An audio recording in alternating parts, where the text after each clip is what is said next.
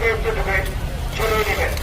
আপনার পরিচয়পত্র আপনি সকলকে দেখাবেন। আপনার কানে বলে দিবে আপনি কি বা কারা